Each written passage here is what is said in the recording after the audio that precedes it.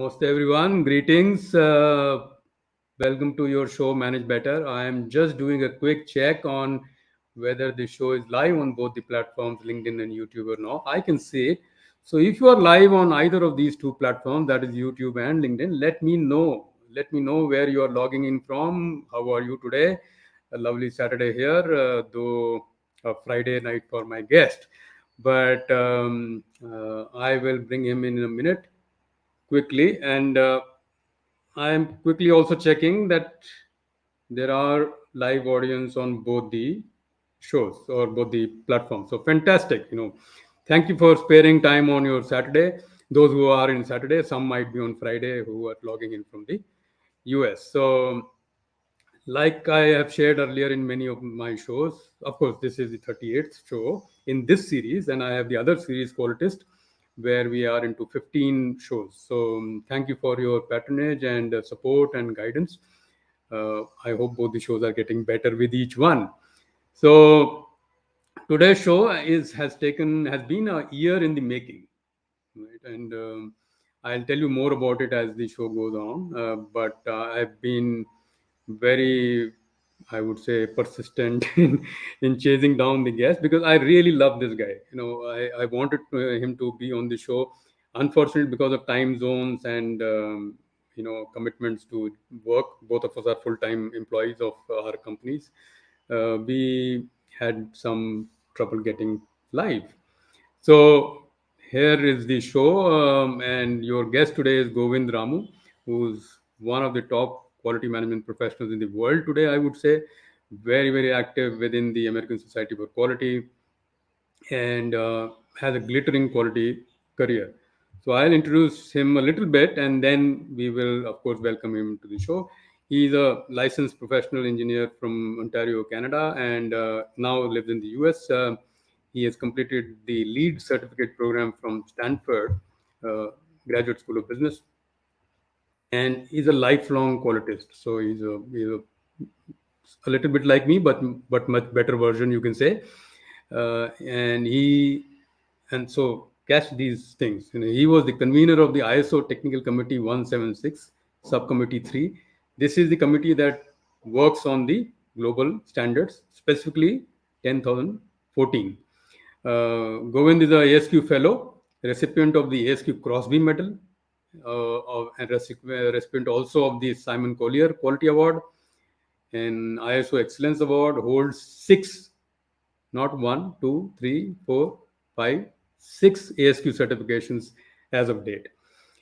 He's the author. He's an author of the Certified Six Sigma Yellow Belt Handbook from ASQ, co-author of the Certified Six Sigma Green Belt Handbook from ASQ Quality Press, and the Lean Handbook as well, and also the American Standard for ASQ TR, which is on cost of quality, right? So you can already see that there can't be too many other people across the world who are so accomplished in this field. So here you are, Govind. Namaste and welcome to the show. Namaste. And so I now wanted to give the introduction that I had originally planned. So this was the introduction that Govind gives to everybody. So my introduction to Govind, of course, is that we first interacted in 2005 Yeah. when we were Govind had initiated an exercise to get ASQ, which is American Society for Quality in India, and my luck and honor and privilege that he chased me down, found me, and he was coming down to India in 2006, and he chased and found me, and we collaborated and connected quite quickly. And that was the first in June 2006. We were able to hold the first unofficial ASQ meet in India. So we go back that long, and for that and that alone, Govind, you have to be on this show. Your other academic and professional credentials, of course, make you very worthy. But I have been wanting you on the show for that reason. Any opening comments, Govind? Oh, thank you, Anshuman. That's a very gracious introduction. You are too kind. Once again, thanks for the opportunity, and I apologize. Appearing in this session took this long for a year to to persuade and get me here. As you rightly pointed out, it's not for the want of willing or something. It's just the timing didn't coincide. There are other commitments, as you said, time zone and many other conflicts as well. So finally, we decided. This time you said, no more excuses. Let's get this done. And I thought, yes, we should get it done. And we decided to join today. So thank you so much. And you are right about our previous contacts. If my memory serves right, I think in 2005 we were exchanging emails on a potential opportunity to open up ASQ India chapters, which is not a formal ASQ India um, like an office or something with the staff, but purely a volunteer driven, similar to what we have in the United States and Canada and other places called ASQ sections. So we were exploring that idea of could we have a ASQ section lookalike in India. So I came down for that vacation in June in 2006. So that's where I took a 3-week vacation. And out of that, I used 2 weeks on coordinating with the volunteers in Chennai and Bangalore. I first did the Chennai one at the Madras Chamber of Commerce with the other volunteers there. Then I came to Bangalore and I met with you. That's when I had the opportunity to interact with you. And until then, we have only exchanged in emails or then the first time we met each other, I was very impressed, how diligent you are and how passionate you are with quality, and also very influential. Even back then, you were very influential. So it helped us to achieve the mission much faster. One fond memory I remember is that at the time you were working for Infosys. So when we did the presentation in one of the meeting rooms at Infosys for the break, you ordered for some food. I think people dressed up in Taj Hotel kind of a affair. They came in to serve the fancy sandwiches and coffee. I was astonished to see, how professional that was. So that one thing I really remember from that interaction during the Infosys visit. So, but again, after that, I think we were able to successfully launch the Bangalore section and the Chennai section. And you led that initiative of bringing people together on a periodic basis to conduct bringing in speakers and presentations. And for a very long time, I believe you had a blog post, with Quality First blog post, and also you had a newsletter you were publishing very regularly, right? So at that time, I remember the Quality First newsletter. I think you put a lot of initial foundation to what ASQ India is today. I can see the ASQ India is very mature now. They have a ASQ paid staff in few places, and they have a good market presence in India and other in South Asia. So all that because of the initial one seed that we put in place, and it was continued by people like you who are passionate about quality in India. So thank you. Thank you, Govind. That was unintentional, unintended, but I guess it was like a down the memory lane thing, and I clearly remember all this stuff. The the professional welcome you and the other colleagues had at Infosys can be totally attributed to Infosys. I still remember when I went for the permission. The permission took half a second, and then they asked who all will come. I said, look, there will be from other companies and so and so. So just take care that they are treated well. So that was the professionalism of Infosys at its core. They wanted people to be taken care of, which is very nice, I think, and that professionalism still continues there. So I fondly remember that as well. Okay, thank you, Govind, once again. You have a couple of fans in the room. I think Arjunan and Yeah, Dennis. yeah. All my ex-colleagues, they are all saying hi. They are all my ex-colleagues from Malaysia. And there are 40 odd people in the LinkedIn Yeah. room as well saying hi. So, but we will get on with the show. During the show, like I always do, and this is a reminder for all my audience, is that I will open the show for questions, live questions. Um, the protocol, of course, is that all the tough questions are for Govind, and any easy ones, please direct them to me. And we Uh, will switch roles from time to time like that. Yeah. we'll see. Mm. Mm. As the host, I have the studio. I have Mm. all the settings. So for once, Govind, I have, I'm one up on you. So, but let's get to the questions. I have a series of questions. I mean, you've seen some of these shows earlier that I do, so you generally know the pattern. And We wanted to focus today on re-energizing the quality profession. Right? And you and I have been Mhm. in different ways, but with the same mission that the quality profession, the world needs the quality profession and a vibrant and energized quality profession, not something that is hanging around, which unfortunately sometimes happens, and people see it that way, which is, of course, we can't help it. But our job is, and our mission, stated mission, you and I and many others in the mission have, and I remember Anil Kumar, Yeah. uh, who was one of the three musketeers, we can say, in the initial days of ASQ.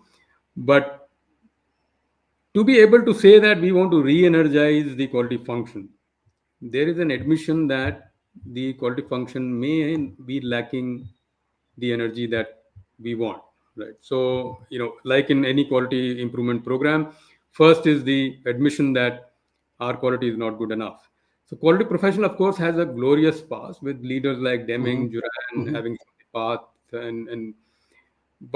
and many others. But would you agree that a profession, or the our profession is falling from the, or slipping from the preeminence or prominence that it had? If yes, what are the symptoms you see from your global outlook that you have, and you meet a lot of people? What do you see?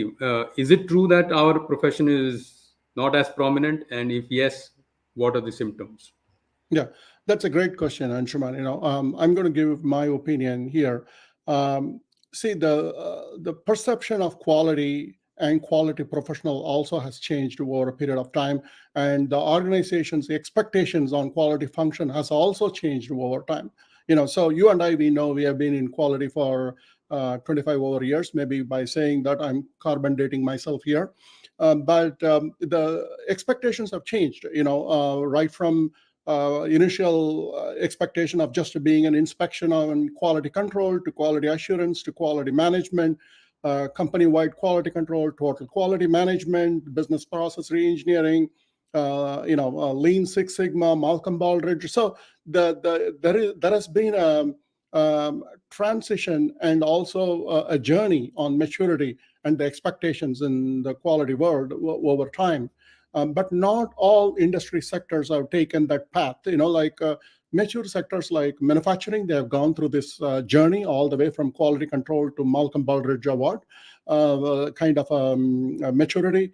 But I'm recently working with the construction industry. The construction industry is still talking about quality control and quality assurance. They have not gone past. Maybe there could be some few exceptions in highly mature construction organization at a high level, but a vast majority of them are just in the quality control and quality assurance space. They still have a long checklist items that they need to go through and verify one by one and check it off. So there isn't any preventive mindset is not there. There is not much designing in quality mindset is not there. So all these things differ. So to go back to our fundamental question as to, are we slipping? I would say we are not living up to the current expectations. So we need to understand what are the current expectations and try to align ourselves both professionally and also organizational expectation point of view. Both we need to align. So what I have seen now is generally, I just made a quick note here for me as a number of symptoms. The Over a period of time, increasingly, the organization expects quality to become a compliance management function. Here is a list of things that you need to do. Make sure it is done, and make sure that we comply with that. So that is where they have seen the quality function as a compliance management function. They don't see as an organization that creates value, so to speak, right? So we have not done very well on that part.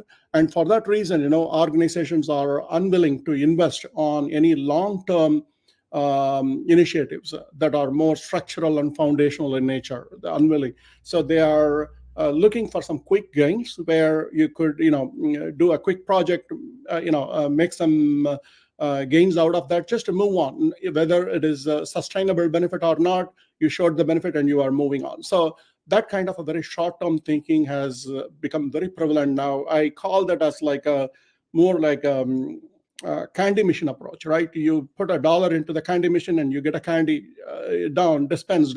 So that is the kind of expectation. Many of our quality management efforts, these are long-term efforts. You don't necessarily see the effectiveness right now, but these are more structural and foundational in nature, and it takes time for the effectiveness to show. Once it shows, you are able to sustain it for a long time and serves as a backbone and foundation for the organization, right? So that patience is not there in the organization anymore. That I've noticed. The other one is, there is not much investment in people development in quality profession. So when many organizations, they don't have people who are formally trained in quality management. They are all people from engineering or other functions who are moved into quality, which is okay, but we need to train them and give them the quality management knowledge to be more effective. So without such foundational knowledge, they are not able to effectively perform their role in the quality function. That is one thing I noticed. And also, it is sad to say that many organizations, they advise the quality function to just do the bare minimum that is required to keep their certification alive so that they can get along with their contractual obligations with their customers. So there is no emphasis on, asking the quality function to explore opportunities for improvement that will bring the organization to the higher levels of maturity. That kind of a thinking is not going on at the moment from what I'm seeing from various examples. So if you ask me, the symptoms already tells you that the quality profession is slipping. uh, Yeah, I think fair point. Some of it, I, I would say, is very global. So your observations are, of course, you spend most of your career in Canada and the US. So, but we certainly see many of these observations true here as well. Uh, Very quickly, before I move on to the next question, there seems to be Dr. Sarsetti. He's Dr. Sambangi Raman. Wow, wow. He was my tutor and lecturer when I did my, statistical quality control and operation research from ISI Chennai. he's Dr. Raman. he's proud of you. I Mm, realized that, and you mentioned it once earlier, and I kind of deducted that maybe the same person. So thank you, Dr. absolutely. Sarsetti, for being on the show, and of course, seeing your student doing some illustrious work as well. Uh, Grateful to you as a teacher. Yeah, absolutely. Let's give a shout out to Dr. Sambangi Raman. Whatever the little statistical knowledge I possess today, I give the credit to people like Dr. Sambangi Raman, Surajit Pal, and many others from ISI Chennai. Cool.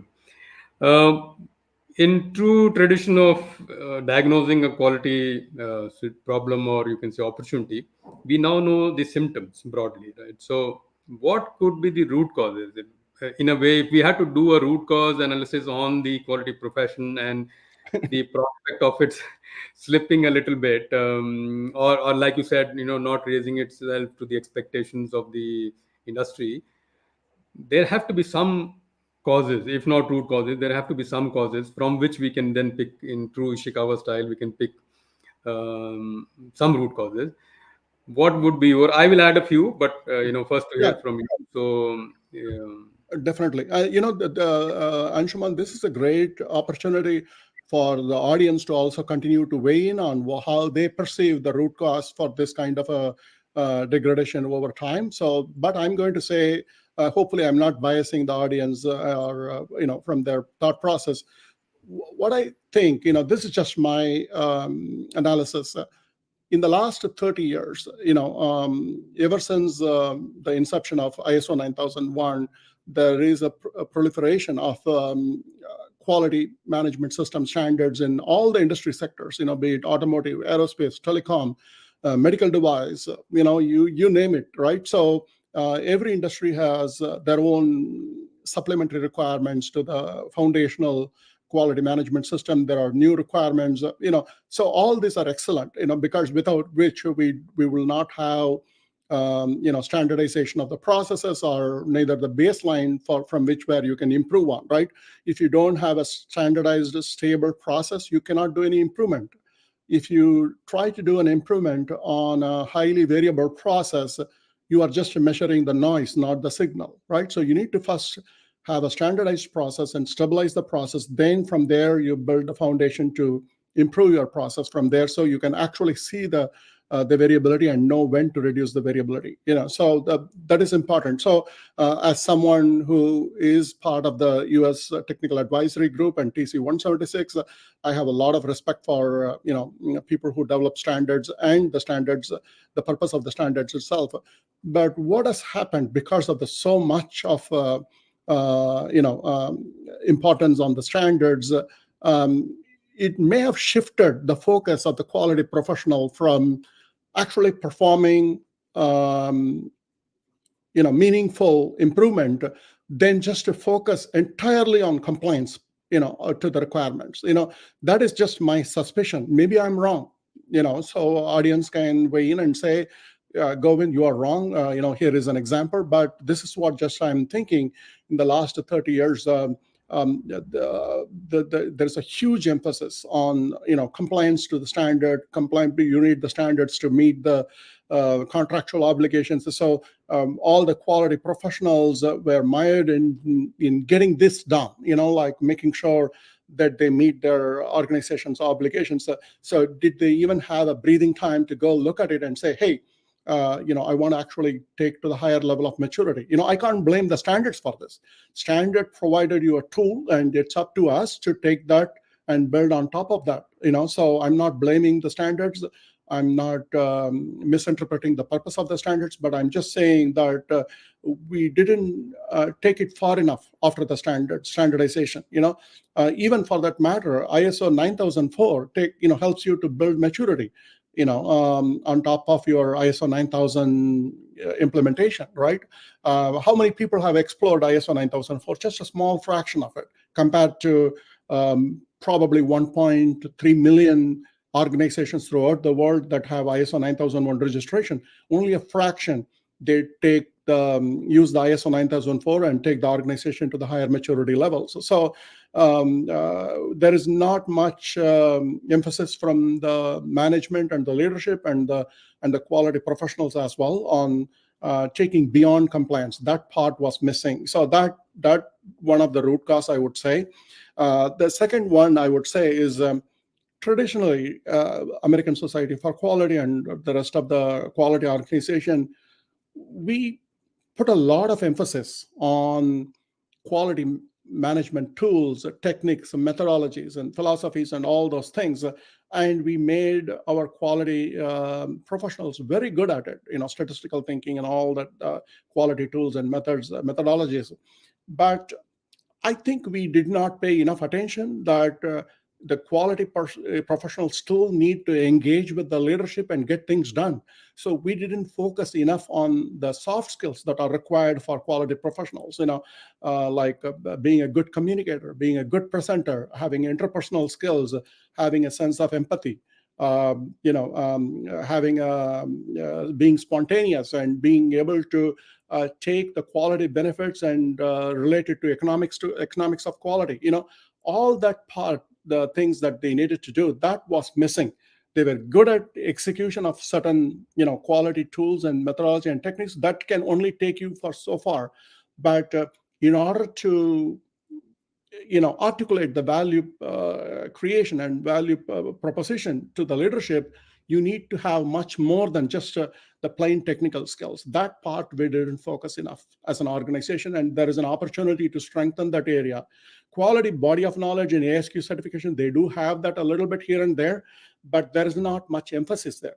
you know. So it's just added as as a part of the general body of knowledge. There need to be more emphasis, as I mentioned earlier. Then the third thing is that quality organization, in my opinion, on all the organizations that I worked with, they are seen as a very silo team. As an organization, they are not seen as an organization that is well integrated with end-to-end life cycle process and business processes within the organization. They are seen as a silo organization. And more importantly, quality is not seen as an integrated organization and effort with the innovation side of the organization. So, this is something I presented recently on, how do we improve the synergy between innovation and quality using design thinking principles. I did a presentation recently, and one of the things that came loud and clear in that project that I did for Stanford Lead is that when I interviewed some of the startup founders, research engineers, scientists, and R&D managers as a part of the project, one thing that came loud and clear is that they said, well, we want to include quality professionals in the early stages of the innovation, but they simply don't have the right skills to engage with us. Okay, so there is a skill gap and competency. And the other one is, yes, we do want to bring them, but our organization doesn't budget for quality in the early stages of the innovation and new product introduction. The budget is only at the tail end for verification and validation and limited production and so forth. When you have a full product release, maintenance of the product, sustaining it, and so forth. So there isn't any budget that was available in the front end to accommodate the quality team. The third thing is that you don't need to have a quality person to be in the front end, as long as you can train the people who are involved in innovation to think quality as they are designing the product and services. So that is the third thing that came out. That also was a very surprise for me during my interview. So by not having the quality integrated up front, it is always seen as a silo function on its own. Something like, I remember people in the past used to say, when I was involved in quality management system implementation, they will say, well, let me do my for my day job, then I will do my ISO job. Then I always tell them they are not different. Your day job is an ISO job. Whatever the requirements that are in ISO are business management system requirements. They cannot be separated. So there is a mentality that they are doing some kind of a pet project for ISO, and there is their regular daily job. So that perceptions all led to thinking that quality is a silo function. That's a fantastic root cause analysis, Govind. I have had similar experiences, and like I threatened that I will also add to what you will say. So some of these, I would say, experiences I've also had. For example, I clearly remember one situation where one of my team members who was responsible for, I would say, articulation of the management system standard or establishing the system within the company, was very happy with the documentation of the system. And I was new into that role, and I kept saying that, look, I've met a few senior leaders. None of them have seen this. None of them are aware. Well, that is their problem. So, and I had to correct that. No, that is not their problem. It is our problem. We have failed to communicate it. What good is it if it is lying in some booklet or some Word file or PowerPoint or whatever you use, if the right people who have the authority, influence, power, responsibility to deploy and take maximum advantage of it, if they are not aware and involved, then we can have the best system in the world. It's of no use. And that was symbolic in many ways of what quality sometimes in organizations has become. Of course, I have been fighting a lifelong battle. You have also been fighting one. In some cases we won, some cases we haven't. And but I could relate to your diagnosis and say that yes, this happens. And the certification one was even more stark, and that is even more so in India, Mhm. I would say that, and I've had global teams for a while, so I can do some legitimately can do some comparison. Even more so here, because once you have the certification, whichever way, most organizations today believe with conviction that nobody can take their certification away. And sadly, that is true, because the certifying or accreditation bodies and certifying agencies are, in a way, in a commercial game, which they can't get out of it, because they also know that this is business for them. So sadly, it has become one of those tuition center or coaching centers where you can go there but can't get out. So the totally relate to this. Some questions have started coming in. So Anshuman, I can I add one thought to sure. what you just said earlier? So you mentioned that example from your past life where someone mentioned, well, I have a documented process. If people didn't know, that's their problem, right? So exactly, you may remember one of my early quote. ASQ used to publish the quotes, and I used to give a quote for that. One of the quote that I compiled, and I still believe that's a valid quote, is that you need both processes and results in order for an effective management system to function well. So you just have, if you have processes without results, the processes are useless, basically. Like the Yeah. example what you just mentioned, you have just result, but there are no processes. That result is not sustainable. Someone just pulled that result off due to some heroic effort. It's not a sustainable one.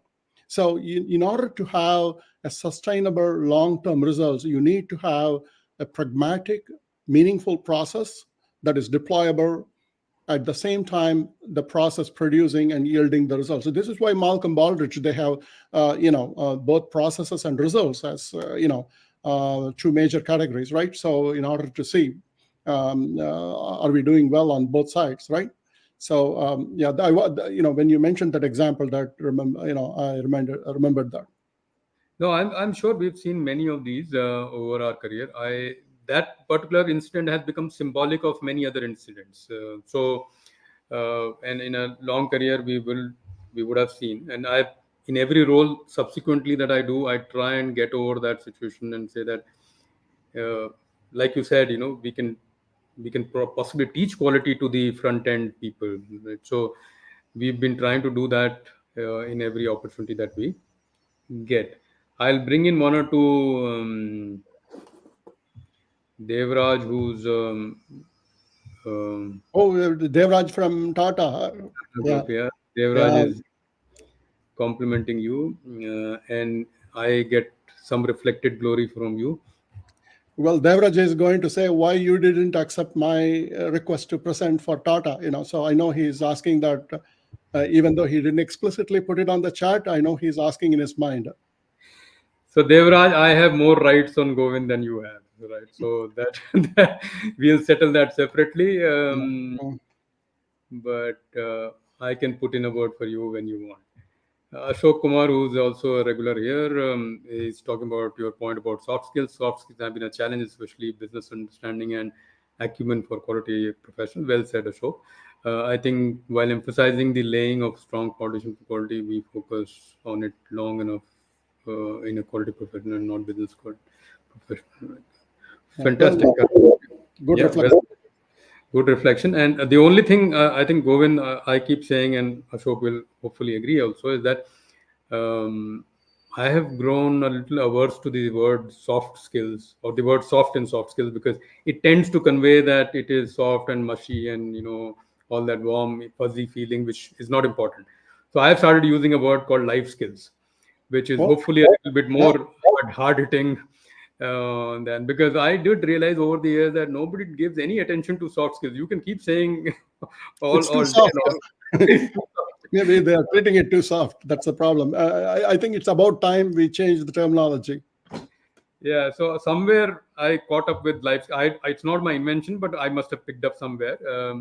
And I found life skills is a better reflection of what we are actually proposing in Mhm. soft skills. So thank you, Ashok, for prompting that. And Govind Raj from our old friend is also here. So a few people who probably were in the 2006 meeting are also here, Govind. So Wow. And they did message to me that, do ask Govind about the early days of ASQ, which we already have covered. We'll take one question from Ashok and then move to other questions. Given that most quality methods and tools were created in a fairly stable business environment, do you think we have not adapted these tools to a fast-paced, complex, and volatile business environment? Good point. Yeah, Anything on? it's a fair point and a very good question. So we can't take the quality tools and apply like a cookie cutter in every scenario, right? So we need to adapt the tools and make it. So let me give you an example. Actually, this prompted me to think about one thing. When I joined in my previous role as a closed loop learning manager for the construction industry part, as I mentioned to you, the construction industry is not a very mature industry. So they were still in quality control and quality assurance kind of a discussion, which is still important. They are foundational, but they haven't gone beyond to think more holistically as a quality management. So as a closed loop learning program manager, I have to put together a simple root cause analysis tools for the issues that happen in the construction field. So coming from a very mature manufacturing background, like we know all kinds of, right from PDCA, right from 5 steps problem solving, 6 steps problem solving, 7, 8 discipline, 9 steps problem solving, all that, and DMAIC and all those things are there. If I had come with that mindset and said, okay, I'm good at, in my previous company, I was a corporate trainer in AED, so I'm so good at it. So now you construction industry, the team, even though you are not there yet in maturity wise, I'm going to tell you to go use the AD because this is one thing that I'm really good at as a trainer, but I'm going to make you do the AD because I'm good at it. If I had taken the approach, I would have miserably failed in the first month itself. Instead, what I thought, I interviewed all the stakeholders, understood what their current level of maturity and understanding in quality, and what was, they felt some of the analysis were very burdensome for them, too administratively onerous. They want a quick turnaround and get that. So finally, I got to a point and thinking, how can I simplify to the bottom denominator for a root cause analysis problem? So I came up with this very simple: what is the problem? Why it happened, how can I prevent it from happening again? Only 3 steps: what, why, and how. So a slide deck with what that describes how to describe the problem, because the people in construction industry are not used to developing an objective problem statement. I have to have some guidelines in that on the what portion of it. So what is that you observe? When did you observe? Where did you observe? Not why. Who are all the stakeholders that are impacted, and how many or how much? What is the magnitude of the impact? So you have an answer for these questions. Now compile them and put it into one sentence. There you have a problem description, an objective problem description. Then why? Use a simple tools like why analysis. I don't say 5 why analysis because people literally stop at the 5th why. I say for why analysis. Then the next one is, how can we prevent it from happening again? Taking those root causes and identifying appropriate corrective actions to prevent the recurrence of those issues, right? So you boil down to 3 steps, all the things that you learned about root cause analysis over 25 plus years, and you come to an industry and see where they are, who your audience are, and what is the maturity of the industry, and how you can customize and modify the tool without sacrificing the intent of the tool, but how can you simplify the tool, make it adaptable to the environment. That's what I did, and it's still being used by the team. So this is where I will. Ah, I think you reminded me, Govind, that I love the framework, the what, why, and how, and it is of course a simplification of Duran's, Yeah, universal problem-solving method. But these adaptations are extremely important, and the reason we got into this, discussion is because what have we done in the last few years to make this more approachable, more accessible, maybe easier to use, if I may use the term. When I say easier, I don't mean simple. Yesterday's post on LinkedIn, I did say that quality is simple but not easy.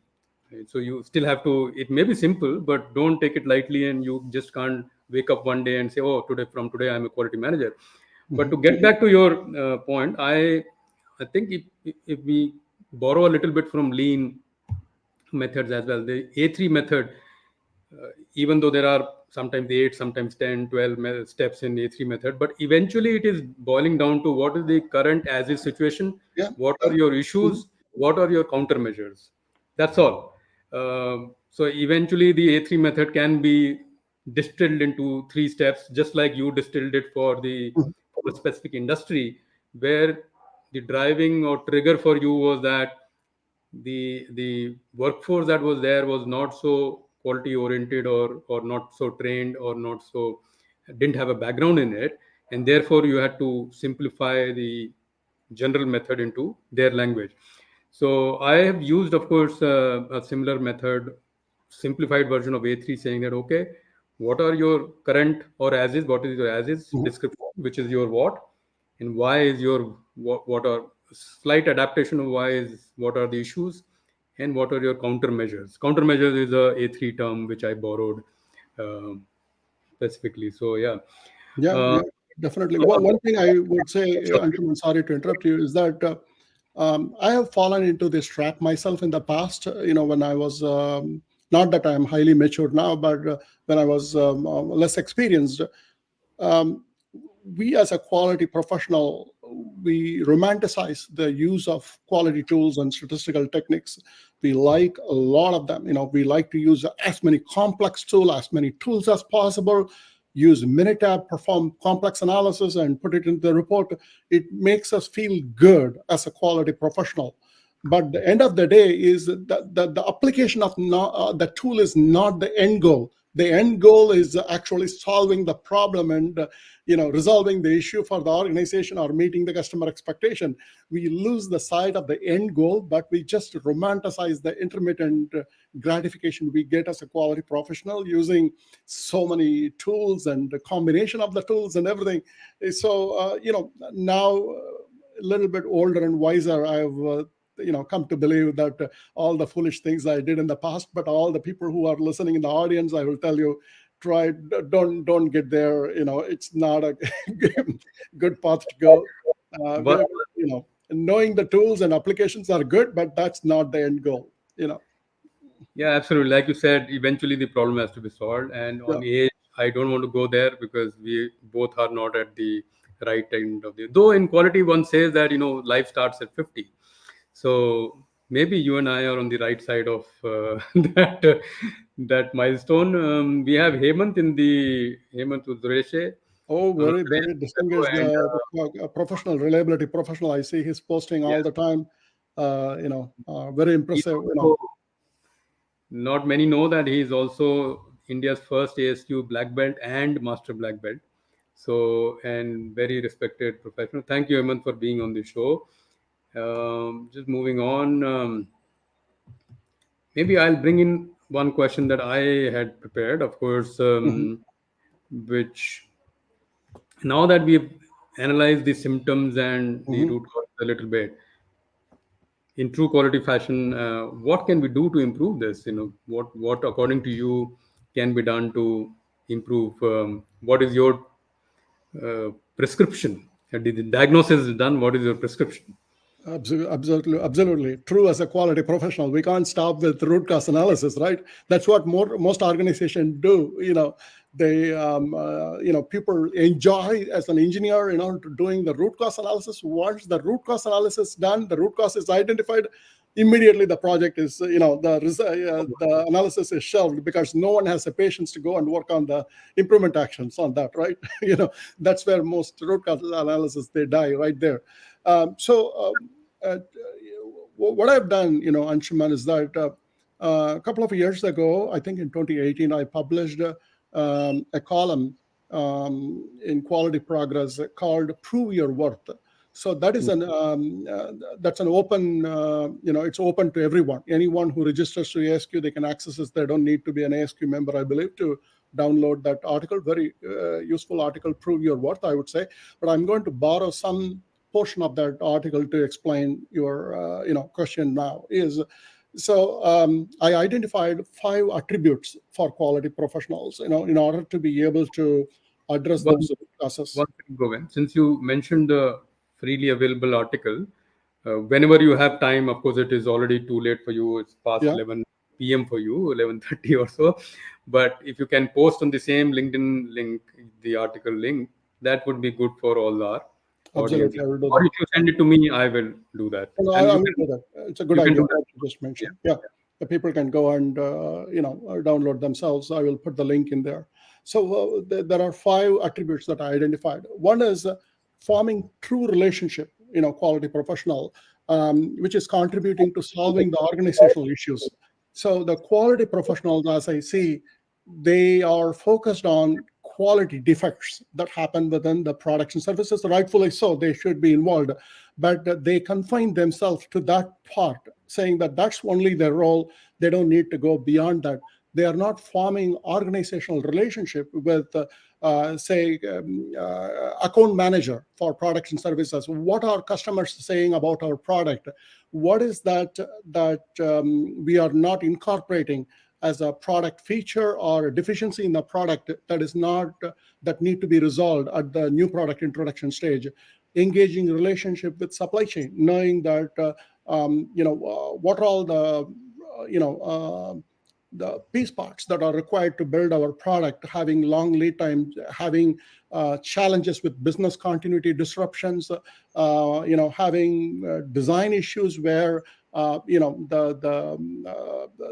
product testing and development is being challenged, and work with all the other professionals within the organization to have a holistic understanding of what are all the organizational issues that are holding back this organization to be successful, and what is that we as a quality professional who are equipped with a strong quality foundational knowledge, philosophies, tools, methodology, and quality thinking, you know how can we go and work with them and collaborate with them to solve this problem as a team? That mentality has to come in, instead of just sitting in a quality function and just doing quality defect reporting and presenting Pareto charts and just being happy with that. Can you break the barrier and go all the way to upstream and engage? How is this business done? What is that needed for the business, from that as a quality professional I can contribute, so that is forming a true relationship with all the key stakeholders. The next one is adding value. How are we going to add value? Proactively anticipating and managing the risk, optimizing the value, and providing objectivity to the process, right? So we all know, one of the foundational aspect of the quality management is the risk management. Basically, quality itself is a risk management, because you are preventing quality defects by preventing risks to the organizations, both in terms of the brand and also for, customer satisfaction as well, economic impact as well. So what is that you as a quality professional can help, because you have access to so much data and information on how the organization is performing. You can proactively help organization to anticipate certain risk and take action, so that we are not always catching up with after realizing the risk and trying to take action to mitigate those risks. How can we actually anticipate and reduce the intensity of the risk, where possible even prevent the risk, right? So that part quality team can do, quality professionals can play a key role. The third one is being pragmatic. I've seen people interpret the quality requirements so literally and make the organization very administratively onerous and burdensome for putting anything. So people, they tolerate, because they don't want to get into a non-conformance or get into put their certification at stake. So they just follow it with the frustration and tolerance. That should not be the way. You need to take the quality management system requirements and understand the intent of the requirement and internalize to the organization how practically you can implement without burdening the organization. So that is where you need to use your knowledge and experience. If you want to literally give it to your organization, you don't need knowledge and experience, right? So the fourth one is enabling simplicity. How can we, most organizations are mired with a very, very complex process. How can you bring the process to, as simple as possible with fewer steps so anyone can follow without having to, go through a 40-page document to understand that process? Very simple process, very easy, broken down into, multiple steps. You can easily understand the process and execute the process at any level. You don't need a very highly qualified engineer or manager in order to interpret the process. Anyone at a shop level, at the line level, at the front end staff, they should be able to understand, interpret the process, and execute very consistent way. How do you simplify the process? Being conscious about these things. I don't think any organization would say, hey, me as a quality professional, I'm going to raise my hand to help you to disentangle the process and make it simple. No one say, no, I want complex process. That's how I like that. No one would say that, in real world. So, that is an area where quality organization can play a key role, because they are much closer to the process. They're looking at the compliance, not just blindly look for compliance, also look for opportunity to simplify the process and make it easy to implement and execute, and less expensive for our organization to manage those processes, right? And finally is the bottom line sensitive. Think like a CEO, right? We always say that, so we can't say as a quality professional, sitting on an ivory tower, oh, well, if you have $1 million integrated quality management system, very sophisticated tools and all these things, then we can do the quality. That's not the way it is. When the company is running on a thin profit margin, you need to think like a CEO. You need to think stockholder and the owner of the company. If you own this company, would you do that? Think like that and say, what is the best solution you can bring to the table that is economical yet very effective? You need to think about it. I have seen, organization with very, small margin and struggling to keep up with the quarter to quarter. Quality professionals are demanding, all kinds of sophistication they need, to do their job. That shouldn't be the way. So that would basically think like, hey, are you even working for this company? Are you in a different planet? You don't even feel the pain of what we are. So those are all the things. To go back to your original question, people might think, why the quality profession is, moving away from the core is because of the lack of sensitivity to understanding the business needs, and not sensitive to the bottom line, and not thinking like a CEO or a stockholder or a owner of the company. So we need to get that kind of a mentality back. Fantastic inputs, Govind. The last part, I've seen it. I've been in a little more senior roles in the last few years, and I do see that expectation from senior leadership in the organization as well. When they speak to me or some of my team members, I can clearly see that they might not be saying it out of politeness or professional courtesy, but they are basically looking at us sometimes and saying that, wake up and smell the coffee. So, coffee reminds me that Yeah. I need to thank Govind once again, that this is like middle of the night for him, but he's taken time because he's just so passionate. And looking at him or hearing him in this call today, none of you would have guessed that it is middle of the night for him in the US. So, but we have a few minutes left, Govind, and I would Yeah, like to respect absolutely. your time and end on time. Hemant has a very good suggestion as well, that quite often problems can be solved with some technical knowledge and using fault analysis kind of tools. Yeah, fantastic, Hemant. Of course, uh, coming from you, we take it seriously. There were quite a few other questions. I'm just looking at one that I had identified. Ashok has three questions, so Ashok will give you a pass and look at a couple of others. Or let me come to my question, because Yeah. I am. So, Anshuman, I think there are a lot of good reflection from the audience. We don't want to lose them. If you have any way to capture those Will notes somewhere. this will stay on the LinkedIn and Okay. YouTube page. So and that's a good reminder, Govind, that for anybody who's new to my show or to any of these kind of shows on LinkedIn and YouTube, particularly, whatever your comments and other comments, everything stays there, including the recording. So you don't have to ask me for separately for recording.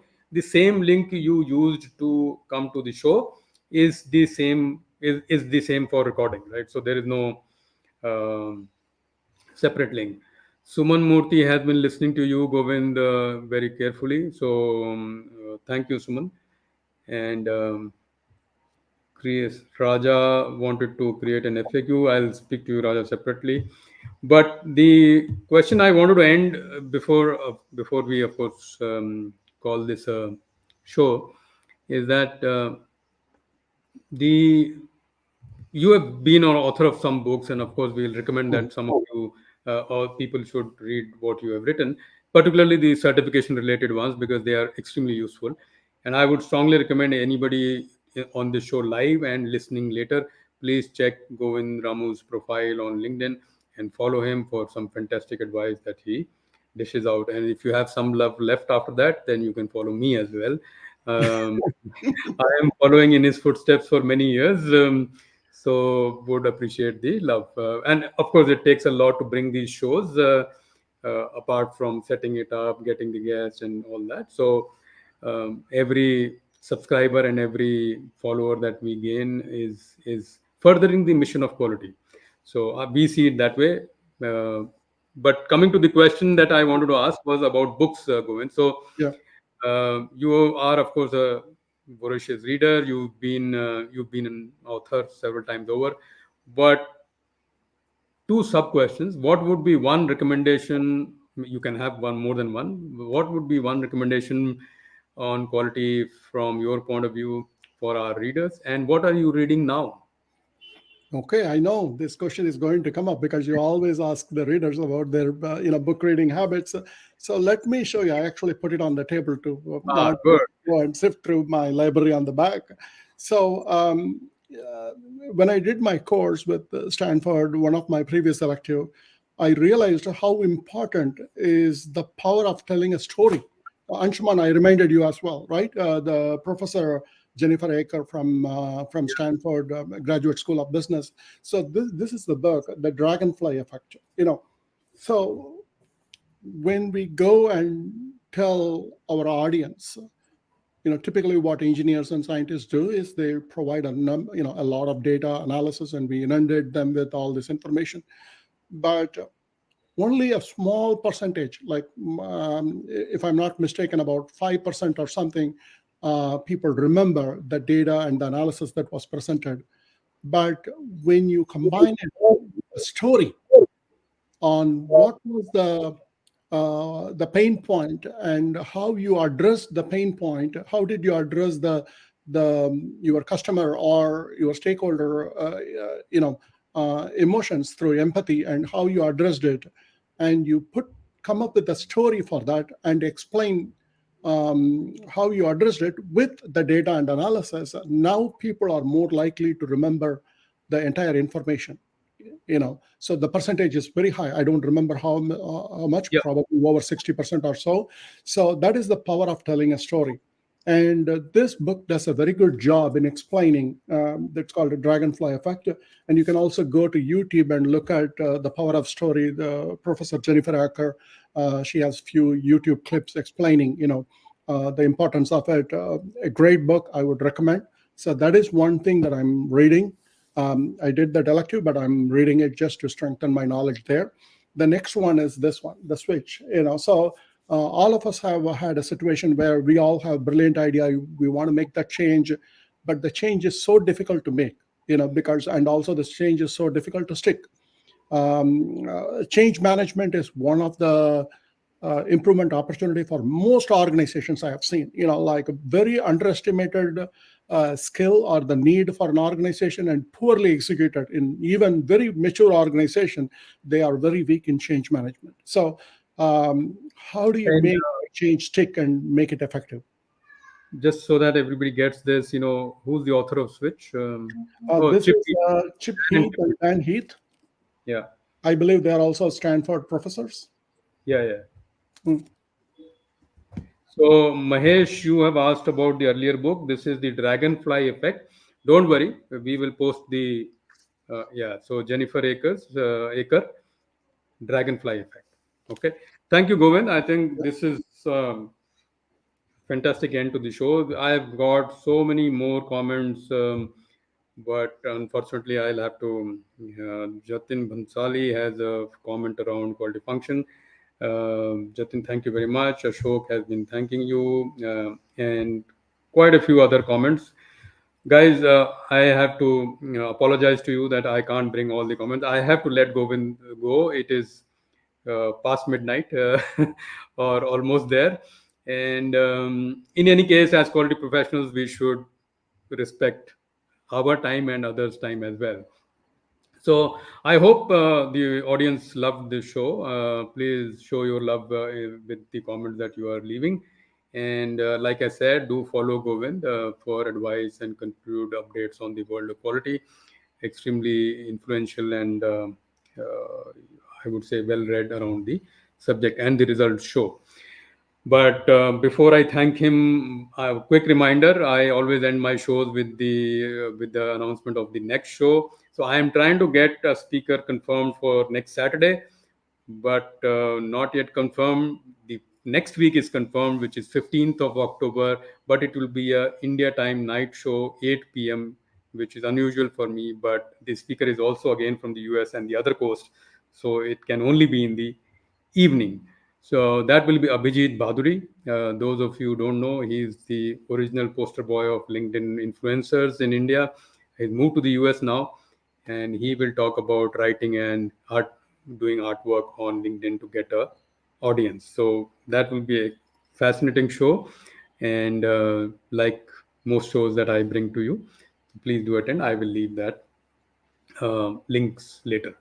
With that, Govind, thank you once again. I'll let you go. It is late for you. When you have time later, that is tomorrow, your tomorrow, do take some time to look at the comments, and wherever you feel you need to drop a response or a Yeah. comment or a link, please do that. I will also do that during the day today.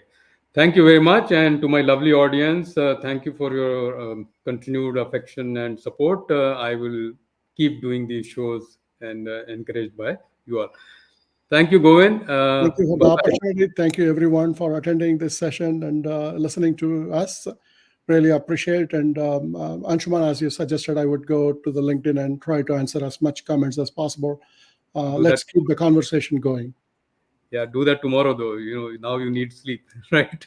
Okay. Bye bye. Thank you, everyone. Bye.